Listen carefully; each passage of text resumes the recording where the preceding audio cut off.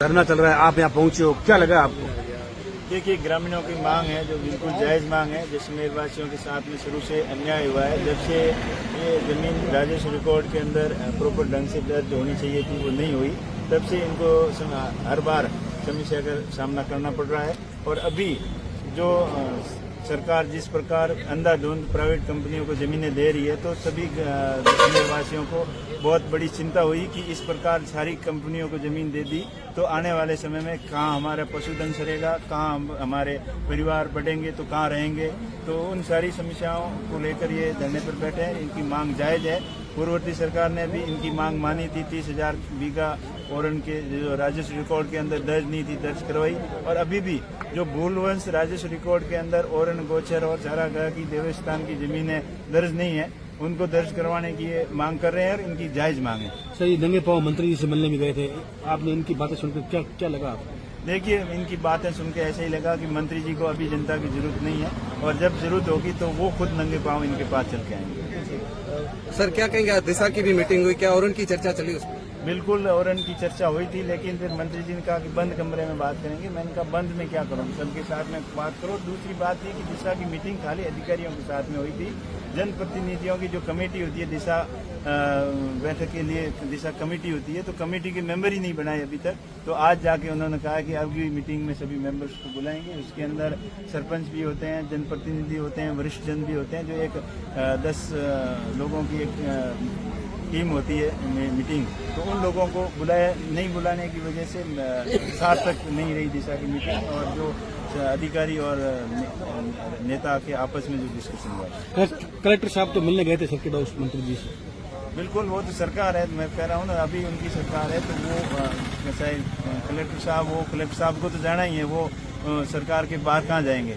और आप यहाँ कलेक्टर साहब क्या, आप भी लोग यहाँ धरने से भी नंगे पांव मिलने गए थे, तो उनके पास में अभी सत्ता की चाबी है, तो पावर है, तो सब लोग उनके पास जाएंगे। लेकिन वो सत्ता के पावर में अभी चूर हो रखे हैं। जनता की समस्या की तरफ उनका बिल्कुल ध्यान नहीं है, और जो जायज़ मांग है जैसलमेर वासियों की, वो नहीं सुन रहे। तो जैसलमेर वासियों के साथ में बड़ा अन्याय हो रहा है।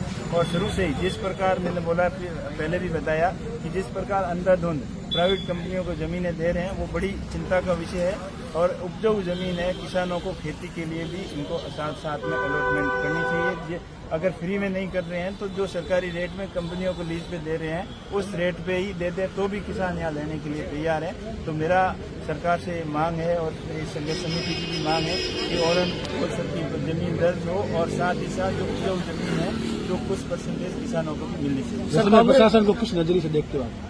जिसमें प्रशासन बिल्कुल सही जनता के हित के अंदर काम नहीं कर रहा है, खाली कंपनियों के फेवर में लगा हुआ है। कंपनी वाला कोई भी आ जाए फाइल लेके, तो उसके पीछे दौड़कर उसका पीछा करके उनको जमीन अलॉटमेंट करने के ऊपर तुले रहते हैं। लेकिन जनता की जायज समस्या क्या कारण हो सकता है? ध्यान नहीं दे रहे। क्या कारण है?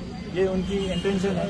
आपने भी कई बार जैसलमेर कलेक्टर पर आरोप लगाए। आपने कहा कि जैसलमेर जिला कलेक्टर है वो सरकार का निजी व्यक्ति है, उसको लेकर क्या कहें? कई बार आपने आरोप लगाए। देखिए, कलेक्टर साहब जो जिस प्रकार ये लोग बैठे हैं, इनसे बात करने तक ही नहीं आए, प्रतिनिधि मंडल से भी सही तरीके से बात नहीं की।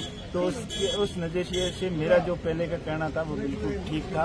और पहले भी कई बार इनकी शिकायतें आई है कि जमीनें जो किसान मांग कर रहे थे, कैशमेंट एरिया की जमीन भी अलॉटमेंट कर दी, कई ओरन की जमीनें भी इन्होंने अलॉटमेंट की फाइलें चला दी और कुछ जगह दे दी। तो इस प्रकार से जो मनमानी कर रहे हैं, जनता की नहीं सुन रहे, तो इससे साफ जाहिर होता है कि वो सिर्फ और सिर्फ कंपनियों के लिए काम कर रहे हैं और सरकार के इशारे ऊपर काम कर रहे हैं। जनता की समस्या के ऊपर बिल्कुल ध्यान नहीं दे रहे हैं। अभी नई कंपनियां, 1 साल पहले कोई कंपनी लिस्टेड हुई है जिसका पेडअप कैपिटल 5 लाख भी नहीं है, ऐसी कंपनियों को भी 2-3 हजार बीघा जमीन अलॉटमेंट कर दी। जमीन खैरात में बांट रहे हैं, रेवड़ी की तरफ जमीन को बांट रहे हैं। तो ये जैसलमेर वासियों को बिल्कुल बर्दाश्त नहीं है। सर, पूर्व अगर बात करें तो पोकरण तहसीलदार, एसडीएम तक गंभीर आरोप लगा दिए, मगर उसके बाद में भी विधायक से हमने पूछने की कोशिश की तो विधायक ने कहा जांच करवाएंगे।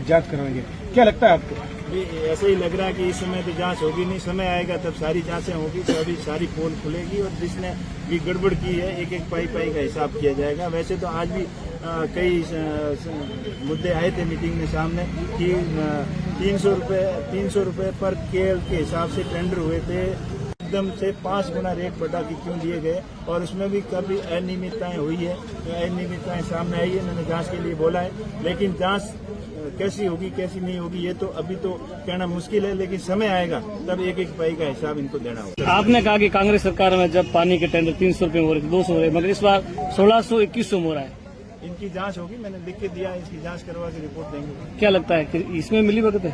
बिल्कुल हो सकता है कि आगे एकदम से ऐसी काम महंगाई बढ़ गई है। एक तो सर कह रहे हैं कि डबल इंजन की सरकार, महंगाई पे हमने कंट्रोल कर लिया है, जीएसटी के लाके हमने महंगाई कम कर दी है, जीएसटी कम करके। तो जीएसटी बढ़ाई किसने दी? पानी पे पहले जीएसटी नहीं थी, जीएसटी बढ़ाई थी। आप अभी ऐसी छोटी घोषणा करने से जनता के दिल को नहीं जीता जाता। जनता के दिल को जीतने के लिए धरातल पे काम करना पड़ता है, और जो भ्रष्टाचार कर रहे हैं उनके खिलाफ सख्त से सख्त कार्रवाई करने की मंशा रखनी है। क्या ऐसा लगता नहीं? धरना चल रहा है, क्या इसको लेकर कई नेता यहाँ आए, कई नेता क्या इसकी आवाज पार्लियामेंट में गूंजेगी या फिर ये खबर जाएगी? बिल्कुल, अगला पार्लियामेंट सेशन चलेगा तब इनकी आवाज मजबूती से आवाज उठाएंगे और इनकी बात सरकार तक वहाँ भी पहुँचाएंगे। और लेकिन ये मामला राज्य सरकार का है, तो अभी विधानसभा चलेगी तभी मैं नेताओं से बात करूंगा। हमारी पार्टी की तरफ से भी इनकी मांग, इनकी मजबूती से पैरवी की जाएगी और इनकी मांग सरकार तक पहुंचाई जाएगी। सर, जैसलमेर जिला कलेक्टर के साथ ही नगर परिषद आयुक्त पर भी जो है लोगों द्वारा गंभीर आरोप लगाए जा रहे हैं, क्या कहना है आपका? बिल्कुल आरोप सही है।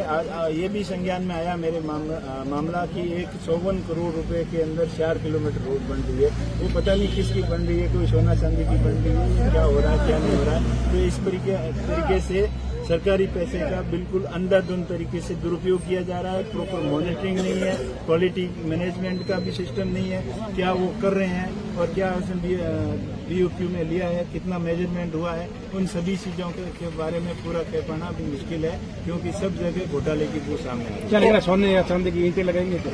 वो तो अब लगेगा, बन के तैयार होगी तब अपने सामने आ जाएगी, और इसका पीछा छोड़ेंगे नहीं। समय आने पर सबकी जांच होगी। सर, आप बार बार इशारों में कह रहे हैं समय आने पर जो है जांच होगी, क्या कहेंगे इस जो भ्रष्ट अधिकारी है उन पर कांग्रेस राज में गाज गिरेगी, उन पर कार्रवाई होगी? बिल्कुल, जो भी भ्रष्टाचार किया है, चाहे कोई सत्ता के पक्ष का आदमी हो, चाहे अधिकारी हो, कोई भी हो, कोई बख्शा नहीं जाएगा। जिसने भी अनियमितता की है, भ्रष्टाचार किया है, उनके खिलाफ जांच होगी और कड़ी से कड़ी कार्रवाई होगी। सर, जैसलमेर के साथ ही बाड़मेर की बात की जाए तो मेवाराम की बात की जाए, आपके द्वारा जो है रेलवे मंत्री से भी मिला गया था, लेकिन अभी तक जो है रेलवे सेवा का पूर्ण लाभ जैसलमेर को नहीं मिला है। पर्यटन सीजन रेलवे कनेक्टिविटी के लिए अभी जो लंबी दूरी की ट्रेनें हैं उनकी संख्या बढ़ाने की बात हुई है, तो 1-2 ट्रेनें चालू की है, और अब जब यार्ड बन के तैयार हो जाएगा तब लंबी दूरी की 2 से 8 ट्रेनें अपने को और मिल जाएगी। और दूसरी बात है कि यहाँ नई सौगात भी जैसलमेर बाड़मेर को मिलने वाली है। यहाँ खाजवाड़ा से लेकर जैसलमेर से लेकर बाबर तक बॉर्डर पूरी भारतमाला की तर्ज पर यहाँ रेलवे कनेक्टिविटी की हुई चालू होगी। इसके लिए सर्वे का काम शुरू हो चुका है, और जल्दी आने वाले समय में बाड़मेर जैसलमेर वासियों को, बॉर्डर वासियों को नई लाइन की सौगात मिलने वाली है। ठीक है, थैंक यू।